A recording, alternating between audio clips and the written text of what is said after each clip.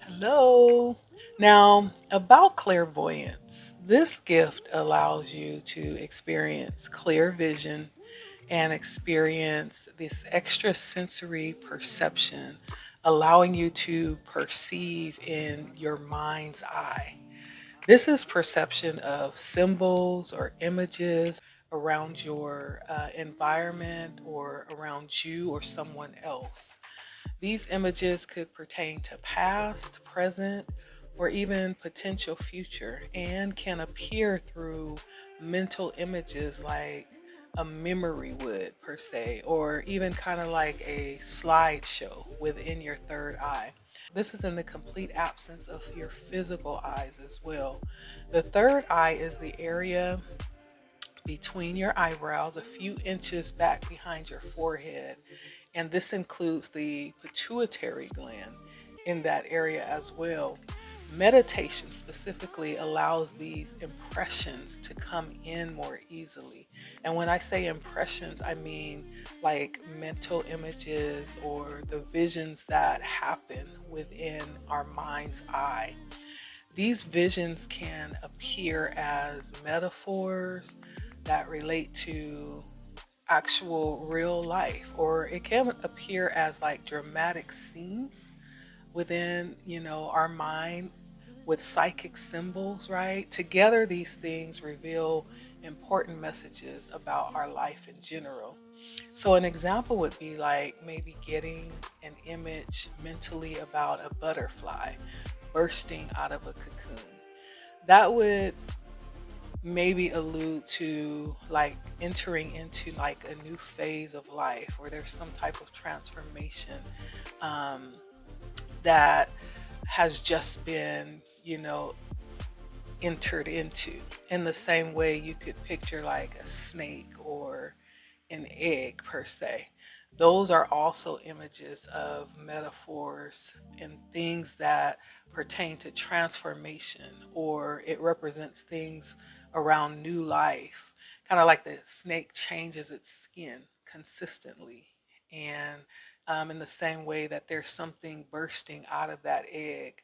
At first, it may be a little confusing, but as you dive in and connect more consistently, and become more confident, you'll automatically develop your own code.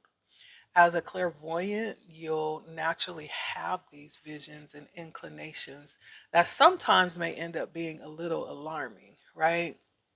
Things like seeing something negative, possibly happen to someone that you know or love. For example, like seeing a natural disaster take place somewhere, you know, which is usually something that we can't control or do anything about. So, what we need to do is start developing strategies as we're developing our clairvoyancy that will help us to avoid being pulled into the energy of fear and disruption. This could be in visualizing a beautiful lotus flower gently closing on your forehead over your third eye, or it could be a light bulb above your head that turns off. Visualizing exercises are good for grounding as well, and that can kind of help you be pulled back into yourself in these moments where you need to be grounded as well. As you come into operating this gift, it'll be helpful to really set like clear intentions with your spirit guides or just in general, like with your higher self as well, on how you want to experience this gift. We need to be clear about that. You can communicate to your spirit team that you only want to experience the most uplifting and helpful things that will support you or those around you in your life. And being clear about the intent will allow you to avoid the things that you don't want to see, right? As time passes, you'll become more and more aware of how your gift works. So, your inner vision will provide a repetitive nature of impressions leading to those messages for you.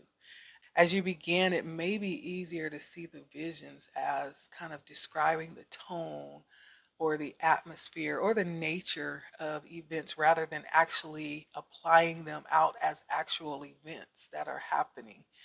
And if you know your sun sign, this may help you discover and recognize the mechanisms that you most easily receive. So each zodiac sign may experience the clairvoyancy in a different way. You don't have to be any particular sign. Everybody will experience these clairs differently. Sometimes more than likely we'll have more than one clair that's being experienced all at once. And that's what's going to make each of us unique and different. You know, no two people will be alike in receiving the same way through these clairs. And so I'll give a few small examples through clairvoyancy. For instance, Sagittarius receives signs through farsightedness, through visions with hints of future potential, and it kind of aligns with prophetic visions. For Pisces, they're like the most psychic sign. So Pisces can usually access and receive most of the clairs, but there's one that's strongest to them, and that's sensing the past, present, and the future potential through visions.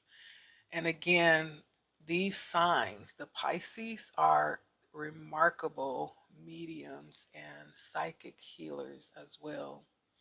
For Scorpio, they're also gifted mediums and usually have the potential to easily pierce the veil and see and connect and communicate with the spirit realm.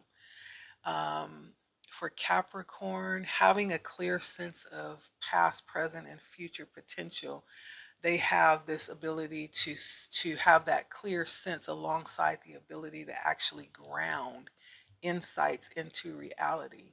For Capricorn, they receive a tremendous practical, down to earth type of vision. Now, when it comes to clairvoyance, they actually see spirits, right? Um, Usually loved ones through their inner vision, or they also connect with important messages through dreams, or they receive spontaneous insights about past lives, or they can connect with visual cues from their environment. All of that and some more. So when it comes to clairvoyancy, which gives all kinds of messages and clues, one of the things that will be very helpful is to activate this third eye energy center. That's going to be major in assisting you as you continue to expand your natural gift. And I wanted to add I have a third eye chakra meditation video available. It's a 7 series episode chakra meditation mantra for the third eye. If you want to go over and check that out, that's one resource just to kind of help you awaken if you feel like this is new to you. If it's not new, it's good to go in and kind of energize that area and strengthen that part of your energy center.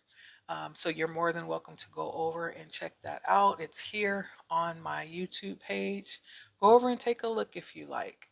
And so I really do encourage you to strengthen your own clairvoyant ability and allow yourself to honor whatever it is that you see first and foremost, right? That's a primary rule. Trusting that first impression is so important because they often arrive and leave really quickly.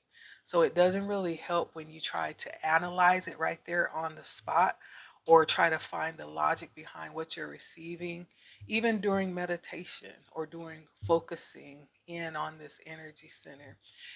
Any of the additional analysis, what you can do is you can actually pour all of that afterwards into journaling if you choose to.